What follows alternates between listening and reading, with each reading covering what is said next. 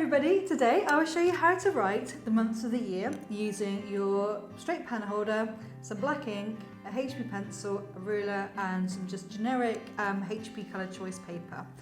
This is a great way just to practice your bounce lettering and work on your own style.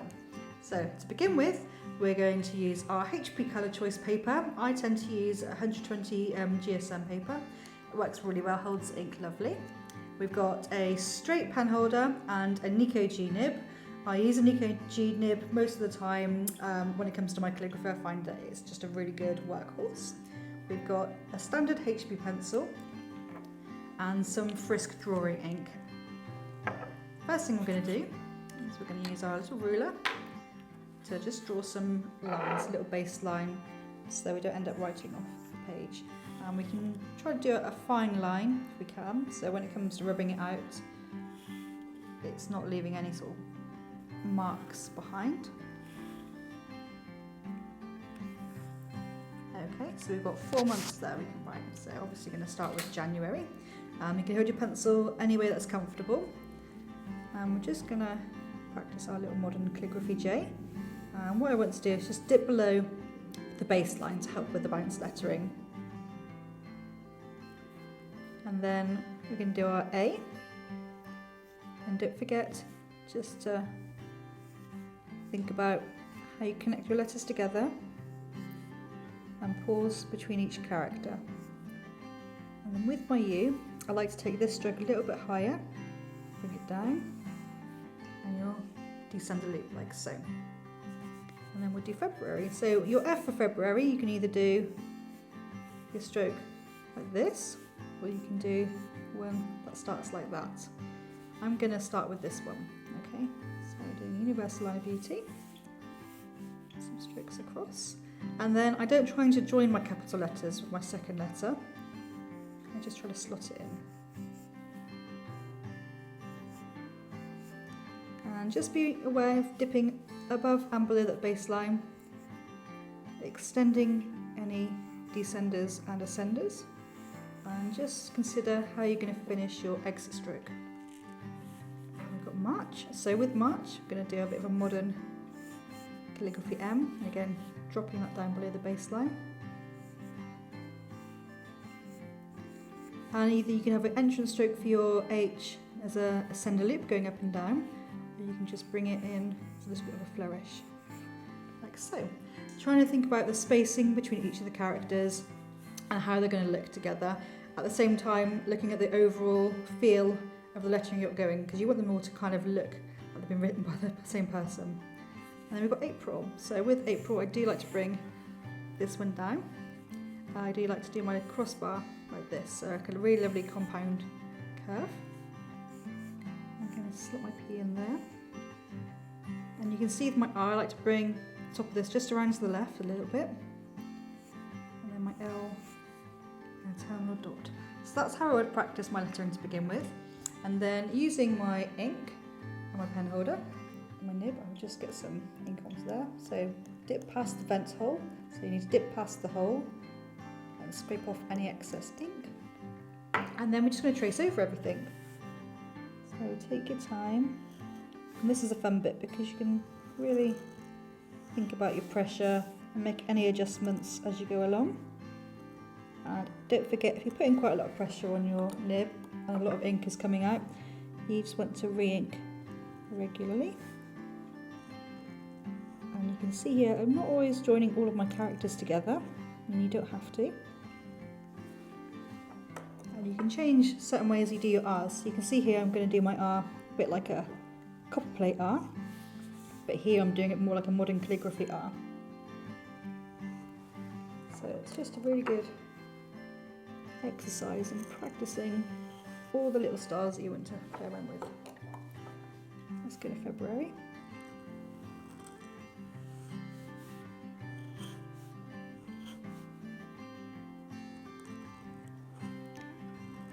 Just take your time, don't forget you're just tracing.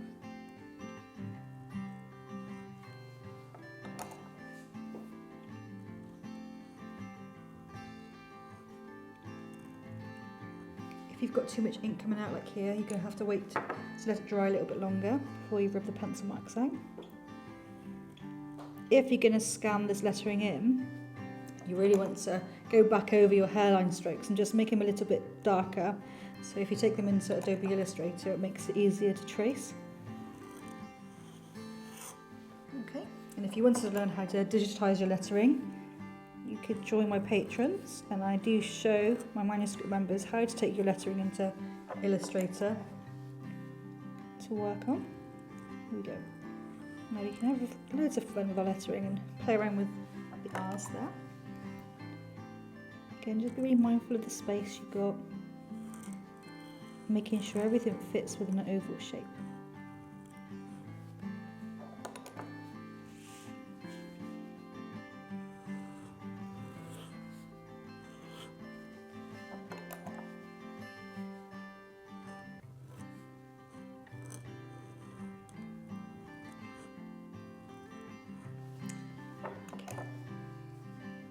There's our last one from this one. Terminal dots, I like to do a little flick. I think it looks better.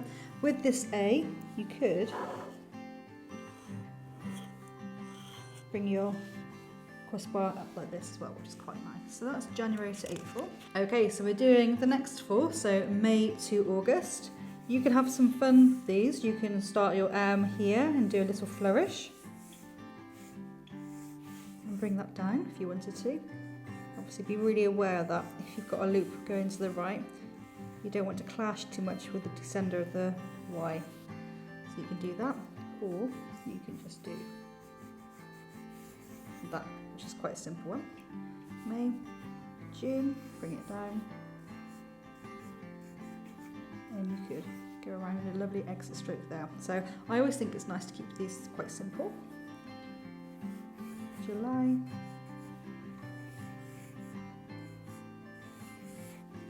And we've got August, we can have fun with a crossbar on A here.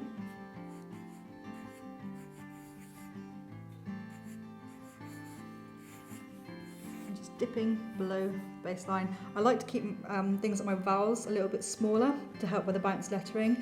It just looks better if they're a little bit more delicate.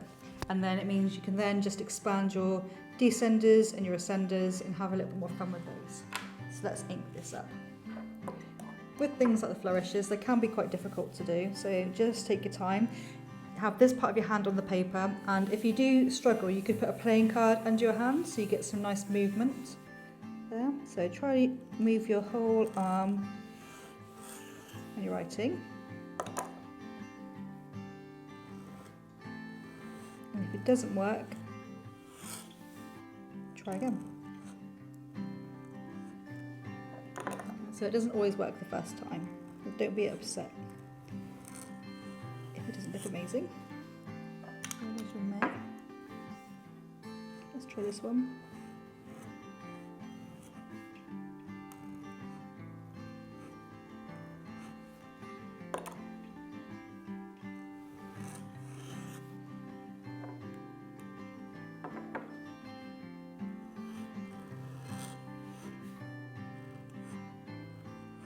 And even though I've written this out in pencil, what I'm going to try to do is just drop the descender of the N down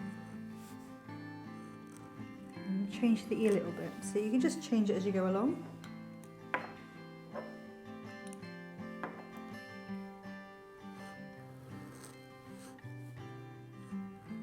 And same with the Y, the U there as well. So here I've kept it on the baseline, and here I've just dropped it down the baseline a little bit. So little things you can think about as you're writing.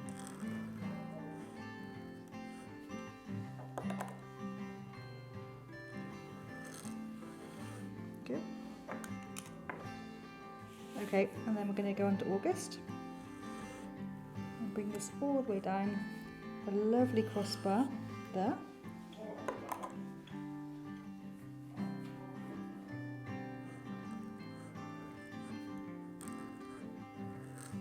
You can make your descender loop look more horizontal so it doesn't cross over to the bottom part of the A.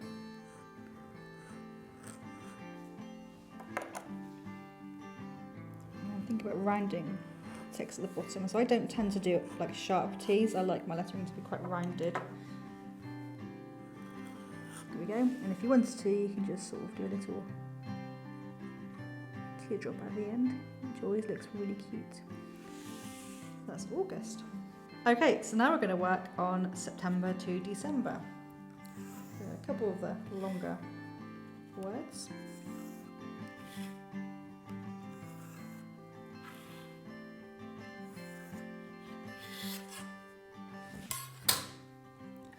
Right, I quite like a flourished S.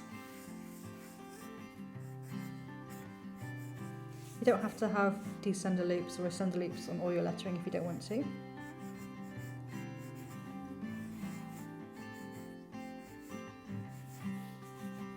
Crossbar. So I like quite a long crossbar on my T's because I think they connect all the letters together. October.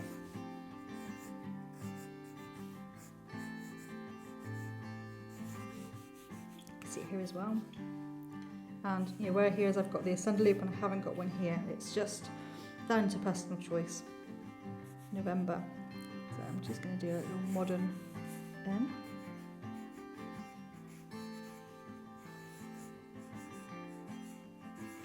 And what I'm going to plan to do as I ink up, I'm just going to think about extending some of these descenders down a little bit. See what I can do there. And December.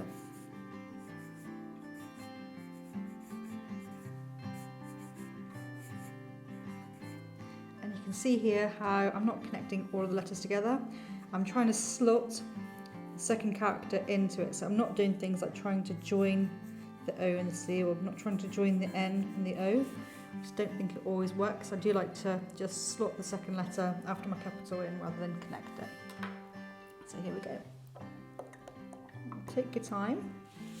I'm probably going a little bit too fast myself.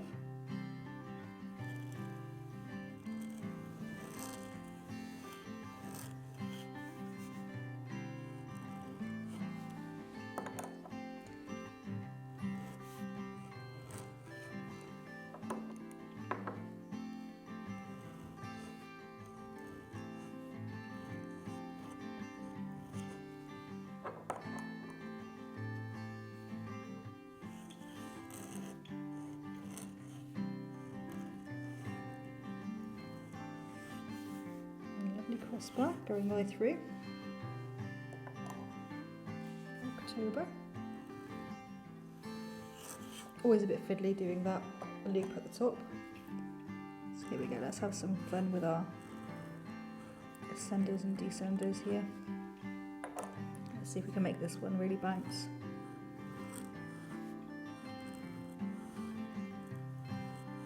There we go. That's definitely a bouncier one.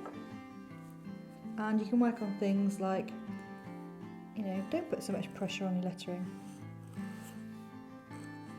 Have it a bit finer.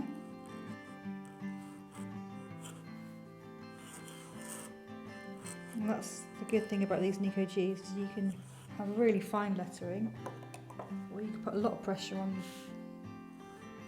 the nib and have really thick lettering.